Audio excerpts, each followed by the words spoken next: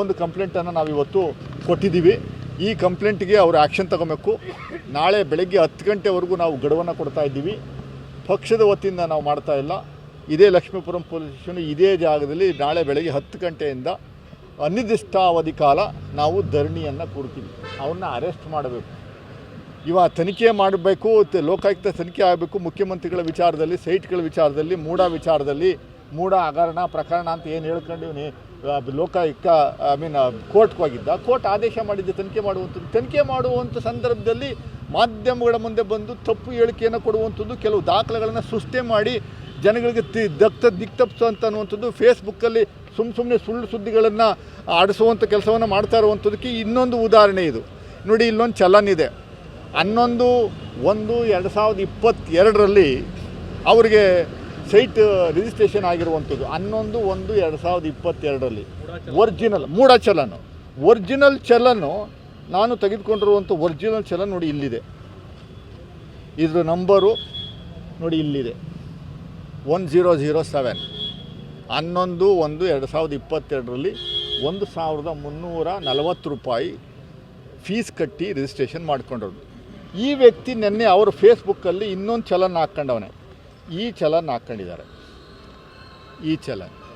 ಈ ಚಲನ್ನಿಗೂ ಆ ಚಲನ್ನಿಗೂ ಸಿಕ್ಕಾಬಿಡಲೆ ವ್ಯತ್ಯಾಸ ಇದೆ. ಇದರಲ್ಲಿ $1,000 ತೋರಿಸ್ತಾ ಇದೆ, ಚಲನ್ ನಂಬರೇ ಬೇರೆ, ಡೇಟು ಒಂದೇ, $1,000 ತೋರಿಸ್ತಾ ಇದೆ. ಇದು ರಿಜಿಸ್ಟ್ರೇಷನ್ ಆಗಿರುವಂಥ ಚಲನ್ನು, ದುಡ್ಡು ಕಟ್ಟಿರುವಂಥ ಚಲನ್ನು 11/1. ಆದರೆ ಪಾರ್ವತಿ ಮೇಡಮ್ ಅವರು ಒಂದು ಅರ್ಜಿ ಕೊಟ್ಟಿರುವಂಥ ಕಾಪಿನೂ ಇವನು ಹಾಕ್ಕೊಂಡವನೆ. ಇಲ್ಲೊಂದು ಅರ್ಜಿ ಕೊಟ್ಟಿದ್ದಾರೆ ಅಂತ ಹೇಳ್ತಾನೆ. ಈ ಅರ್ಜಿ 12/1/2022 ಅಂತಾನೆ. ಈ ಅರ್ಜಿನೂ ಮತ್ತು ಇವನು ಚಲನ್ ಕೊಟ್ಟಿರುವಂಥ ಫೇಸ್ಬುಕ್ಕಲ್ಲಿ ಹಾಕಿರುವಂಥ 2 ಕಾಪಿನೂ ನಾನು ಮೂಡಾದಲ್ಲಿ ತೊಗೊಂಡೋಗಿ ಕೆಲವು ಅಧಿಕಾರಿಗಳಿಗೆ ಕೇಳಿದ್ರೆ, ಇದು ನಮಗೂ ಅದಕ್ಕೂ ಸಂಬಂಧ ಇಲ್ಲ, ಸುಮ್ಮನೆ ನಾವು ಕೊಟ್ಟಿರೋದಲ್ಲ ಅಂತಾರೆ. ಆದರೆ RTI ಆ್ಯಕ್ಟ್ ಅಡಿಯಲ್ಲಿ ನಾನು ಈ ಕಾಪಿಗಳನ್ನ ತಗೊಂಡಿದ್ದೀನಿ. ಅರ್ಜಿ ಕೊಡೋದಕ್ಕಿಂತ ಮುಂಚೆನೇ ರಿಜಿಸ್ಟ್ರೇಷನ್ ಮಾಡಿದ್ದಾರೆ, ಆಮೇಲೆ ಅರ್ಜಿ ಕೊಟ್ಟವ್ರೆ. ಇದು ಇನ್ಫ್ಲೂಯೆನ್ಸ್ ಅಲ್ವಾ? ಇದಕ್ಕೆ ಸಿದ್ದರಾಮಯ್ಯನವರು ಉತ್ತರ ಕೊಡ್ತಾರಾ ಅಂತ ಅವನು ಫೇಸ್ಬುಕ್ಕಲ್ಲಿ ಹಾಕ್ಕೊಂಡಿರುವಂಥದ್ದು ನಾವು ಕಾಣ್ತಾ ಇದ್ದೀವಿ. ಕೆಲವು ದಾಖಲೆಗಳನ್ನು, ಸುಳ್ಳು ದಾಖಲೆಗಳನ್ನು ಸೃಷ್ಟಿ ಮಾಡಿ, ಕೆಲವು ಫೇಕ್ ಸೀಲ್ಗಳನ್ನು ಇಟ್ಕೊಂಡು ಆ ಟಸೆ ಹೊಡೆದು ಆ ದಾಖಲೆಗಳನ್ನು ಲೋಕಾಯುಕ್ತ ಕೊಡ್ತಾ ಇರುವಂಥದ್ದು, ಹೈಕೋರ್ಟು ಕೊಡ್ತಾ ಇರುವಂಥದ್ದು, ಕೋರ್ಟ್ಗಳು ಕೊಡ್ತಾ ಇರುವಂಥದ್ದು, ED ಕೊಡ್ತಾ ಇರುವಂಥದ್ದು. ನಾವು ನಾಳೆ ಬೆಳಗ್ಗೆ 10 ಗಂಟೆಯಿಂದ ಧರಣಿ ಕೂತ್ಕೋತಾ ಇದ್ದೀವಿ.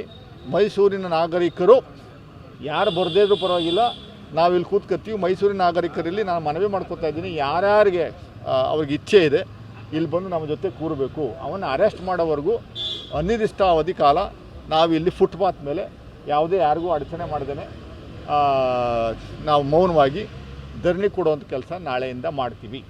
ಸೊ ಜನಸಾಮಾನ್ಯರು ದಯಮಾಡಿ ನಮ್ಮ ಜೊತೆ ಸಹಕರಿಸಬೇಕು, ನೀವು ಬಂದು ಕೂರಬೇಕು. ಇದು ಪಕ್ಷದ ವತಿಯಿಂದ ಮಾಡ್ತಾ ಇರುವಂಥ ಕೆಲಸ ಅಲ್ಲ. ಈ ಧರಣಿ ಕಾಂಗ್ರೆಸ್ ಪಕ್ಷದ ವತಿಯಿಂದ ಮಾಡ್ತಾ ಇಲ್ಲ. ನಾವು ಇಂಡಿವಿಜುವಲಾಗಿ ಜನಸಾಮಾನ್ಯರಿಗೆ ಕರೆ ಕೊಡ್ತಾ ಇದ್ದೀವಿ. ಎಲ್ಲರೂ ಬರುವಂಥದಕ್ಕೆ ಅವಕಾಶ ಇದೆ. ಇಂಥ ಮೈಸೂರಲ್ಲಿ ಇಂಥನ್ನ ನಾವು ಒಳಗಡೆ ಕಳಿಸ್ಬೇಕು ಅನ್ನುವಂಥದ್ದು ಒಂದೇ ಉದ್ದೇಶ ಇಟ್ಕೊಂಡು ಮಾಡ್ತಾ ಇದ್ದೀವಿ ನಾಳೆ.